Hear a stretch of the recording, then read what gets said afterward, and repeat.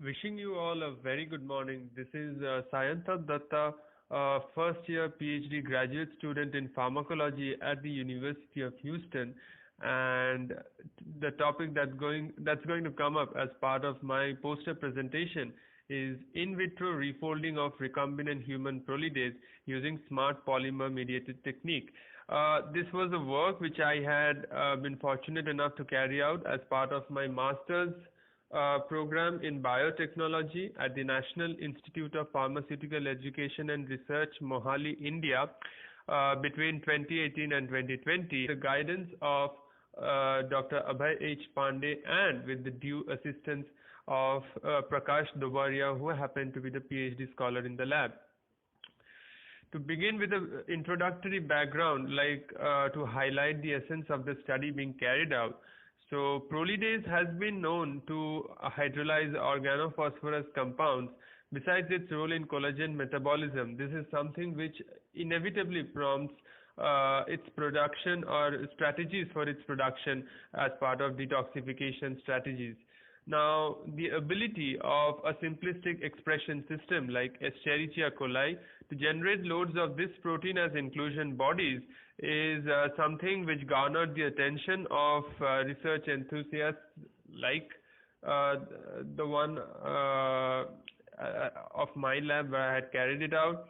And to go along with that, smart polymers, especially the biomaterials that gets advocated in this regard, bring about encouraging extent of refolding of Rh prolidase isolated as part of the inclusion bodies in recovery of the actin protein with enzymatic assay substantiating for the same in the very context.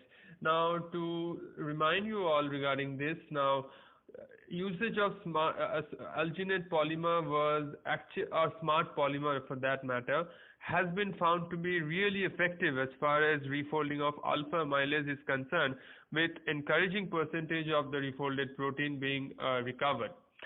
So with this idea and with this motive of trying to get an implication as far as prolidase is concerned, we moved ahead with our objectives of study being E. coli BL21D3 strain being taken up for harboring PET23A plus vector that contained the gene encoding for Rh prolidase. This was followed by the expression of the Rh prolidase protein using standard expression protocols, and the unique ability of E. coli to generate inclusion bodies as part of overexpression of the protein was utilized and was subsequently isolated and to be purified.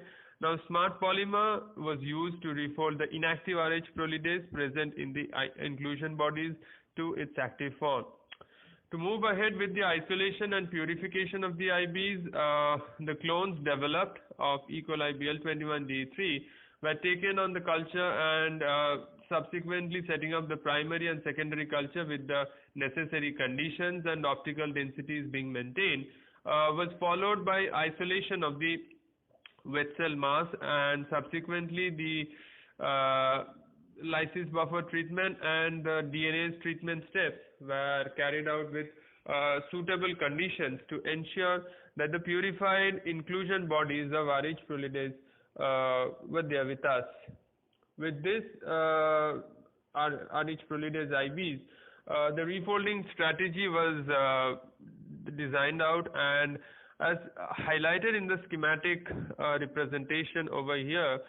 So to give a brief idea, the crude mixture of the proteins and the polymer-based smart macroligand actually undergo covalent interactions which enables the affinity capture of the target protein, and application of the stimulus essentially refers to the usage of a polymerizing agent which enables in the covalent interactions being further strengthened, and that is something which has been proposed to bring about the refolding. As far as the separation is concerned, now with a suitable elution technique, the recovered macro or affinity ligand was segregated out, and the target protein could be recovered in purified form.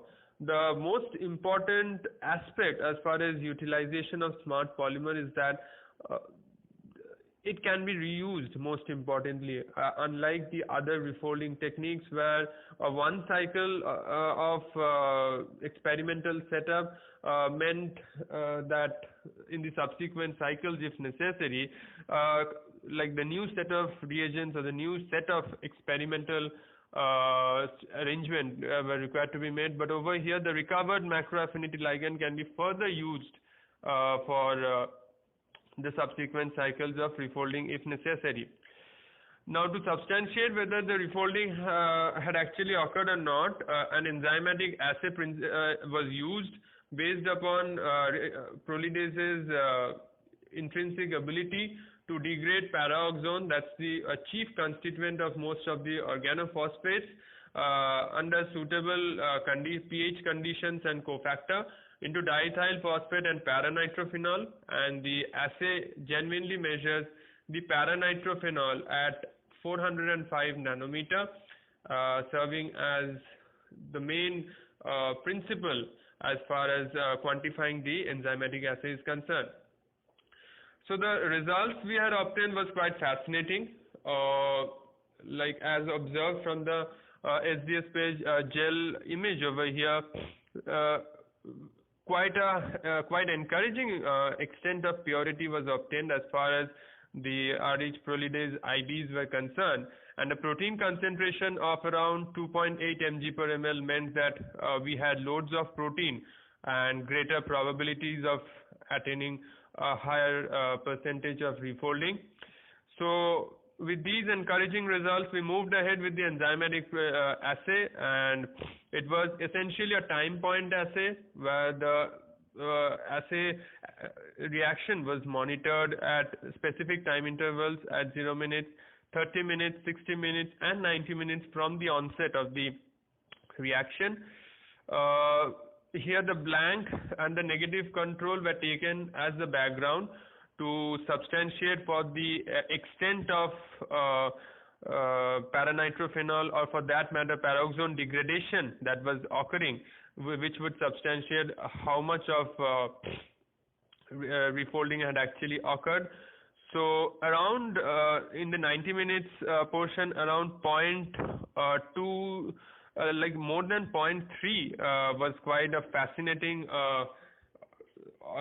absorbance data to have been obtained, and based upon the soluble expression data that has been obtained as far as RH prolidase literature is concerned, the refolding percentage was obtained at around 89%, which was quite encouraging as compared to the existing techniques which were not able to refold the RH prolidase inclusion bodies to more than 65 to 70%.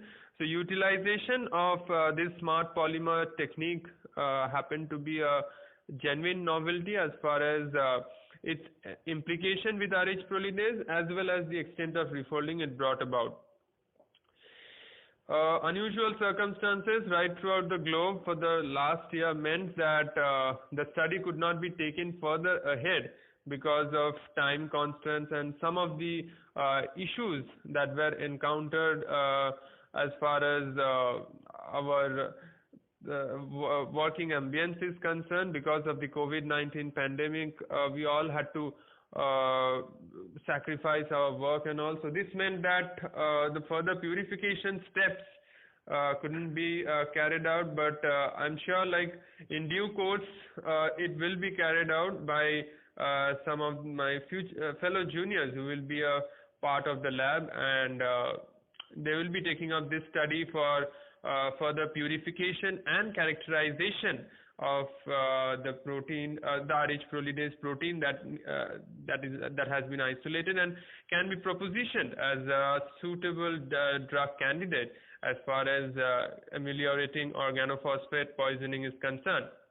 But the encouraging bit was that expression level was quite encouraging as confirmed by the SDS page analysis, and the in vitro refolding of RH prolidase was achieved using sodium alginate polymer mediated technique which had been quantified through the peroxone hydrolysis activity assay discussed before.